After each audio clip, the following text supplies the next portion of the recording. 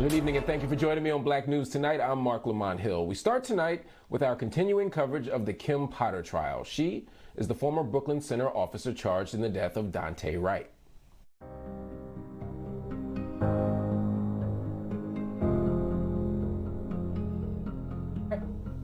The entire incident boils down to Potter confusing her gun and her taser. She claims her intention was to tase Wright, but instead she shot him. A police commander testified today that Potter was fully trained in her department's policies on the proper use of force, including stun guns. Potter's certifications on taser training, including one a month before the deadly encounter, were presented to the jury. According to state sentencing guidelines, first-degree manslaughter can get Potter up to 7 years in prison. Second-degree manslaughter calls for 4 years. An explosion of a gas tanker in Haiti has left at least 60 dead and dozens more injured. According to local officials, the gas truck was being transported through the city of Cap-Haitien when it swerved to avoid hitting a motorcycle, and then it crashed. When residents gathered around to collect the spilled gasoline, the tanker exploded. This tragedy comes as the country is still trying to recover from the assassination of President Jovenel Moïse and a devastating earthquake back in August. The culture wars between progressives and conservatives continue at full speed, with heated debates taking place on social media platforms on a daily basis. My first guest for the evening is a young conservative influencer who does not mince words when it comes to criticizing liberal policies. His name is Christian Walker, and he's recently been trending after he made a video about gas prices, which went viral. Y'all said Joe Biden was going to be the great unifier? This is divisive to my bank account and my hard-earned money. But I was voting for the guy who was going to destroy America. You were paying $30 for gas under my guy. He was slammed by some on social media for wearing a Givenchy sweatshirt marked at $1,200, maybe even $13, while complaining about gas prices going up since the election of Joe Biden. Walker responded to these criticisms with another video. I'm sorry that my parents were lazy on the couch all day waiting for handouts. I'm sorry that they built businesses and won championships, and now I can shop at Fendi and Givenchy. He joins me now. Christian Walker, welcome to the show. Thanks for having me, Mark. Let me start by just stipulating something. I am not asking the following questions as a Joe Biden supporter. I'm not a Joe Biden supporter. I have been critical of Joe Biden, as have many people, some of whom voted for Joe Biden. My question, actually, let me add one more thing. I'm also not one of those people that would engage the logical fallacy that you can't be critical of gas prices while wearing Givenchy. Your point was valid whether or not you got on a $1,300 sweatshirt or whether you got on a $13 sweatshirt, which is what I wear. So I ain't mad at you for what you're wearing. I see an irony in it, but I ain't mad at it. So I want to put those two things aside so we don't spend too much time arguing about that or disagreeing on that, because we don't disagree. My question for you is much simpler. What does Joe Biden have to do with gas prices? Well, I think this idea that I saw a lot of Democrats on Twitter trying to drum up, that I was saying that Joe Biden has a lever on his desk or a button on his desk where he can just click or pull and increase or decrease gas prices, that's not what I was trying to get at all. What I was alluding to was the fact that week one of Biden's administration, he canceled the Keystone Pipeline. He's done nothing to foster relations with OPEC, and he's actually declared war on oil and gas production companies. As he's seen his poll numbers drop, he has started playing in and releasing and giving permits out to other oil and gas production companies. In August, or no, it was November 17th, he reopened drilling on the Gulf of Mexico. So he very much understands that oil and gas production and American citizens look at him as being someone who fosters whether or not oil and gas goes up or whether we have good relationships with oil and gas production companies. So he is to blame a bit, although it's not like he has a button on his desk where he can automatically increase oil and gas in the country. So you're making 2 points that I think are important that I want to take up, and I take them very seriously. The first thing I'd say is the analysis you just offered, while I still disagree, is much more sophisticated and nuanced than what you did on the TikTok video or maybe it wasn't TikTok. I'm not good with the social media names, but I saw it on Twitter. But where you simply said gas prices were $30 to fill this tank under President Trump, and now they're I think the video showed $90 under Biden. That was suggesting that Biden had the lever on the button, so to speak, or his hand on the lever, so to speak. That said, I think you raised a couple interesting points here. One, the Keystone Pipeline, Joe Biden absolutely stopped, right? But there's absolutely no dispute that the Keystone Pipeline wasn't going to produce a drop of oil for many, many years. So even if he had not done that, it wouldn't have affected gas prices. OPEC nations are absolutely manipulating the supply. There's no doubt about that. To say that he's, waged war on OPEC nations seems a bit interesting. I mean, I don't know if he's waged war on Gabon or Algeria or Saudi Arabia or any of those nations. There doesn't seem to be any evidence of that. But even if he had wonderful relationships with those nations, gas prices wouldn't be radically different. In fact, I think you just said that. You said he has a bit to do with it. A bit. Are there other things he could do? Absolutely. Stopping domestic exports. Sure. Maybe even go into the emergency supply, maybe, a small amount, because there are limits on how many barrels you can go into the reserve. If he did everything that Trump wanted him to do, we still would have high gas prices. And the reason they were low under Trump, as I know you know, because you're a smart young man, they were lower under Trump because we were in a pandemic and the supply was low. And so the demand wasn't there, and so the prices dropped. We all know that. There is not an economist in the world that disagrees that the gas prices aren't controlled by the president. So my question is, if we know all this information, why make the video? Well, actually, this time last year, gas was at $2.16. Today, it's at $3.32. A lot of states were out of the intense portion of the pandemic a year ago today. You look at Florida, you look at Texas. So this idea that we only had low gas prices during the pandemic portion of Trump's administration is false. We were never at an average across the nation of $3.32 like we are today. Again, like I said earlier, some of his policies and not fostering good relationships, not trying at all to foster good relationships with some of these OPEC nations does affect gas prices at least a bit. Yeah, the video is embellished. I never said my tank was $30. I said you were paying $30 as I was talking to working class families. And now I'm hearing from working class followers of mine that they're paying upwards of $60 every time they go to the gas station. Joe Biden was vice president for 8 years with President Obama. He absolutely knows how this works, and he could be doing more. And that was basically the point of the video. Gotcha. So, and just so that I'm clear, you're saying a year ago gas prices were still higher than they are now. That's even though we were out of the pandemic. Did I understand you correctly? No, a year ago today, the average of gas prices across the nation were $2.16, and today it's $3.32. A lot of states last year at this time still had great COVID numbers. They had similar COVID numbers to today. Florida and Texas were out of the intense portion of the pandemic a year ago today. So this idea that we only I think we're on the low gas. Sorry? No, I'm sorry. There's a slight delay. I didn't mean to interrupt you. Go ahead.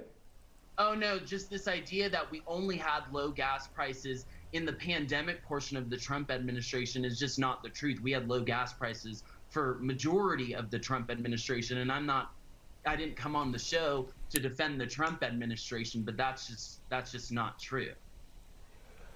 Right. Well, I agree with that. It's not true, and that wasn't the argument that I was making. My argument was only, and we can move on to another topic, so we don't split, because there's a lot of interesting stuff for us to talk about. But my point was only that as people are coming outside more and the demand is more, it's going up. The demand is greater now for gas than it was a year ago. That's why and as well as a manipulation on the supply side. So that's why the prices are going up. My only point, and again, I don't think we're disagreeing here, is that market conditions, OPEC nation conditions, are the reason why gas prices are what they are. And I just found it curious that, and as you said, your video was exaggerated. You used a different word, but you said your video was exaggerated.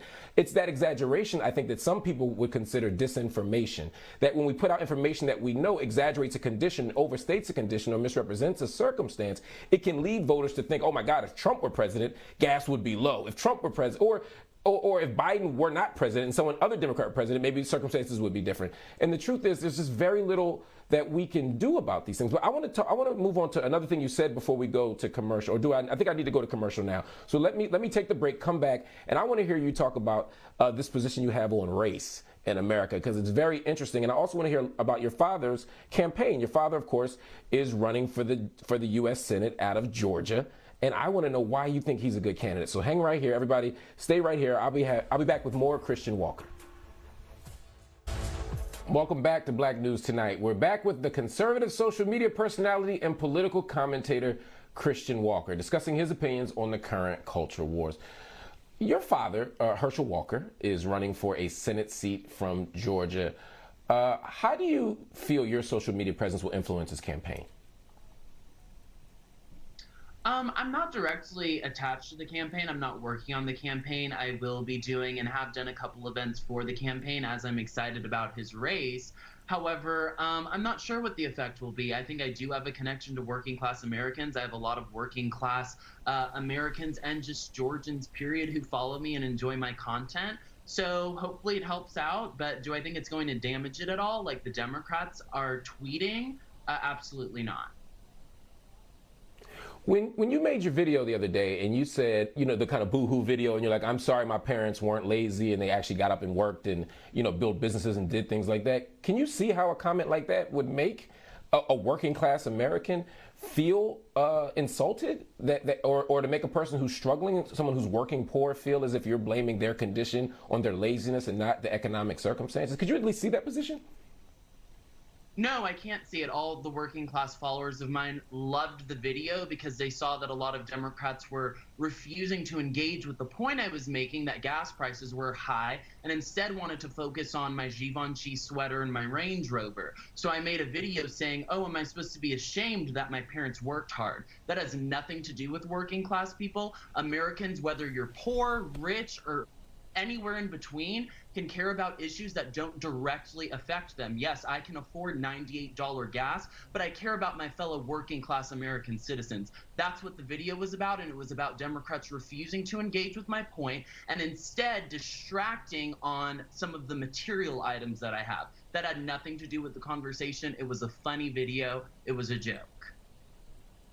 No, again, I remember I started this conversation by saying, I'm not taking issue with your Givenchy or your Range Rover. My only point was the whole my parents worked hard. I'm telling you that many people, and maybe we live in different social media universes, which makes sense. I'm, a very old man. Many working class people I saw were insulted by that. So I'm just saying, if you're trying to reach out across the aisle and not just the people who already follow you and already agree with you, it could be a very complicated thing. Another thing you talked about was critical race theory. You say critical race theory is just as racist as a white supremacist. Do you really think that someone who studies or believes in critical race theory is the same as someone who identifies as a white supremacist? I think someone who sees or only sees the world through the lens of race is acting like a white supremacist would act. Teaching kids that they're oppressors and victims is straight up wrong, and I know there's a lot more layers to critical race theory than simply that. But yes, I do. I guess, again, I'm noticing a pattern here, and I find this interesting, respectfully. Your answers are more nuanced than the headline. And I think my concern about the current political moment, not just you, not Democrats, not just Republicans, is that the headlines are so unnecessarily provocative and unnecessarily unnuanced that they put us into a fight where we can't actually have a conversation, right? And so instead of saying critical race theory is like white supremacy, we could say, you know, I have some concerns about certain ways that race is talked about in school, but we don't do that. Do we even have the kind of cultural space to have a real conversation across the aisle and across political differences that isn't so antagonistic and unnecessarily like, you know, like I want to get the click, I want to get the biggest dig, and I want to dunk on somebody. I mean, that seems to me to be not the way for us to move. I agree with you that the headlines are blown out of proportion and there's a lot of division in the country and we're unable to have important conversations. As far as me comparing critical race theory to white supremacy, white supremacists look at blacks as being victims and unable to think at the level that white people think. And I see critical race theories doing the same thing. So there are comparisons that I can draw between the two, and that's what I draw. Now, if a headline wants to blow that out of proportion and say critical race theorists are on the same level of white supremacy or whatever, that's on the headline. I stand by my statements and can back my statements up. Well, I'll be happy to ask you to do that. Where in critical race theory does it argue that what you just suggested, that black people can't think for themselves, or that black people are perpetual victims, and the white people are perpetual oppressors in relation to black victimhood? Where in critical race theory does it say that? What do you mean we're in critical race theory? When you see critical race theory taught in schools or applied, maybe not necessarily the theory itself, but when it's applied and different subjects are taught through a critical theorist lens, that's how it's applied. I see a lot of failed connections between the academic class and American citizens who are affected by how the academic class applies their academia. Kids in schools are being taught that they're oppressors and victims because of critical race theory. That might not be what critical race theory itself states in the theory, but when it's applied, yeah, that's how it's applied. And I guess my point is I hear this argument from the right all the time, and I've had everybody on this show: James Lindsay, Christopher Rufo, John McWhorter, Glenn Lowry, Vernon Jones, who's from Georgia, running for governor, I think. And I have yet to meet somebody who's pointing to me where this thing is happening, where people are told that black people are victims.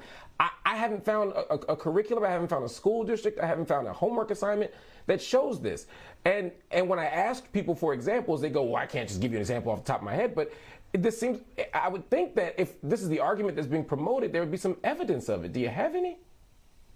Well, what do you mean by evidence? The evidence was that parents were upset in Virginia, and a lot of even college-educated white women that typically vote for the Democrats came out in droves for the Republican candidate for governor because their kids were learning things like this in school. This is why so many parents were going to the school board meetings. So when you're asking for evidence, what were they learning? I'm still not clear. I'm just asking, what were they learning? That their kids are oppressors or victims? That white people are I'm not sure. I've looked at, if I think we're talking about the same city, I looked at the curriculum, looked at the homework assignment, and nowhere did it say oppressor or victim. What I'll do is I don't want to put you on the spot and make this a gotcha, right? So I would ask you to find. I just think the proof is in the pudding. When all the parents went and voted, and I think that is the proof. No, no, that proves that the parents were upset about something. What I'm saying is the thing that you're representing as the target of their outrage, I'm saying isn't really true. And I'm saying, as opposed to making this a gotcha, what I want to do is say to you, if you find this, you're welcome to come back on the show and show it, or you can tweet it to me and I'll engage you in social. I don't want to be like, I won the argument because you don't know the curriculum off the top of your head. But I'm telling you respectfully, my earpiece fell, that it doesn't exist. So question, do you think that, just a question for you, do you think the parents are just upset about something they just made up and drummed up in their head? Is that your position? No, my position is that, my position is that And we've seen this in New Jersey. We've seen this just last week. I had someone from the Westfield School District in New Jersey. We've had the same conversation. I had it with a state rep from Utah. I've had it here in Georgia. Is that conversations about race, conversations about racism are then understood to mean or interpreted to mean, oh, this is about victimhood and oppressor. No one's saying victimhood and oppressor. But for example, a book like Skin Like Me was opposed in Westfield, New Jersey, because it pointed to the fact that race and racism was an invention of white people, right? The idea of race. As a concept in the scientific use of race. That, for example, is not teaching oppression and victimhood, but it is making a claim about race. And I'm saying the parents are outraged about that. I agree with you that there are a bunch of white parents outraged about race talk. I'm just saying that what you're describing as the content of the curriculum is not representative of what's really happening. But I want you to hang in, because I'm going to hold you for another block. You're so interesting to me, and I really enjoy talking to you, and I'm glad we're having a civil conversation where we're not yelling over each other and all the things that often happen in these things. That I want you to hang out for another block. We'll talk a little bit more. I got a couple more questions to ask you. Sound good? All right, we'll be back. Welcome back to Black News Tonight. We're back on the show with the conservative social media personality and political commentator Christian Walker, who is discussing his opinions on the current culture wars. You say that black people are more racist than white people. What does that mean? I've said that because in my experience, a lot of black people can get away with their racism publicly without getting fired from their jobs, without experiencing any punishment from schools. And so I think there's a lot more outward racism from black people against white people, groups like white people, than from white people in 2021 towards black people. What kind of black people are being so publicly racist and not losing jobs? You can say whatever you want about a white person and not get fired from your job. You say one comment about a black person, you're done. Do you have any examples? Again, I'm just asking.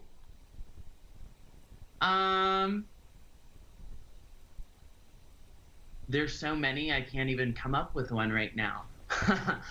Even on Twitter Space. There are so many that you can't come up with any. No, You're just like a log jam of examples, and you just can't. I have a plethora of classmates who call people mayo monkeys, who call people crackers, who call people this and that. If a white student says the N-word, they're automatically expelled from schools, as they probably should be. Black people can say whatever they want. You're not getting expelled from school. All right, so back to the question, which was about these public firings of people with jobs. Do you know of any, or are you still log jammed with the example? So I can move on. I'm happy to move on to another question. Public firings of white people? Or public of black people. You're saying that black people don't get, you're saying black people say all these things about white people and don't get fired, and then white people say things about black people and do get fired. As for examples, you said there were so many you couldn't think of any. For example, all of my classmates that like to go on my Instagram page and call me a coon, call me a house Negro, call white people mayo monkeys in the comments, call white people crackers, and they are not expelled from UCLA at all. Got you. Okay, so we pivoted to your that's why I said I had. I'm not asking you. I was trying to think of names. Got you. Okay. Got you. Initially, we were talking about public firings on jobs, and now we've pivoted to the university experience, your school experience, which is fine. I'll just move on to something else. How do you think progressives promote black victimhood over black, as you call it, victorhood?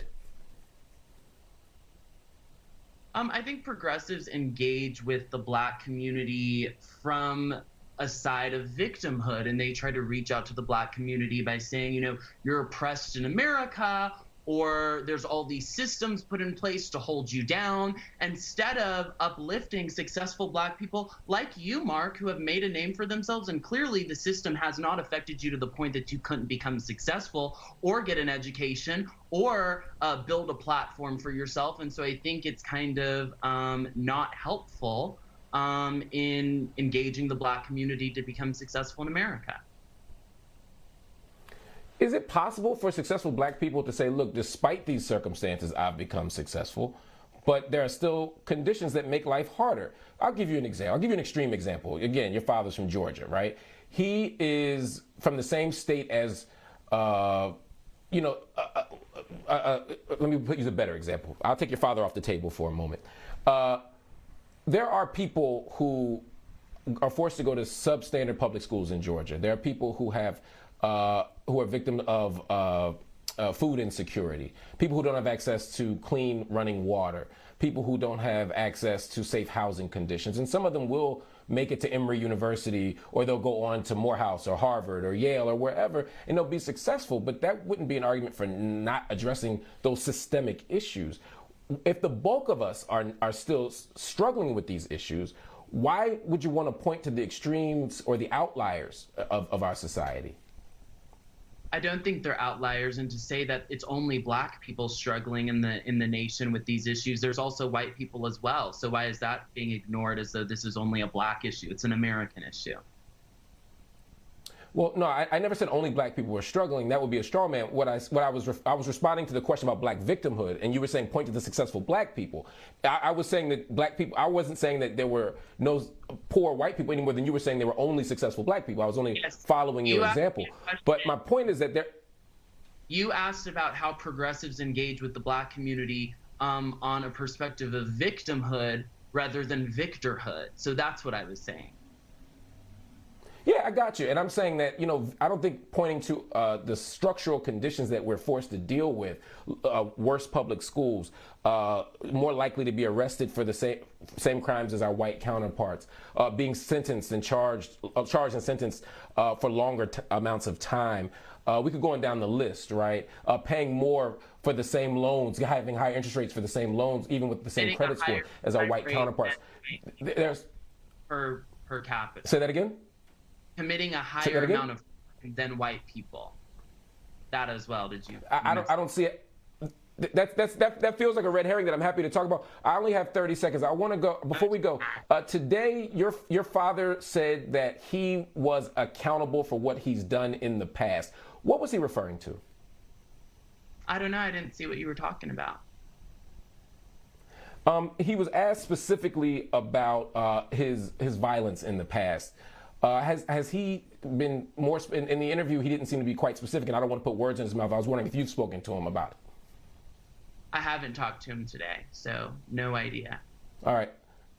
So what I'll do is I'm going to ask you, Christian, as my new friend, to call him and get him on the show so we can find out about his politics. We can find out about how he thinks about the state of Georgia. I want you to help me understand why he thinks he should be the Republican senator from Georgia. And I have the same questions for Raphael Warnock, so I want both of them. When I can get Raphael, I've been trying to get your father for a while, but I'm happy to talk to you as a young conservative voice with your opinion of your own. So thank you for joining me on the show.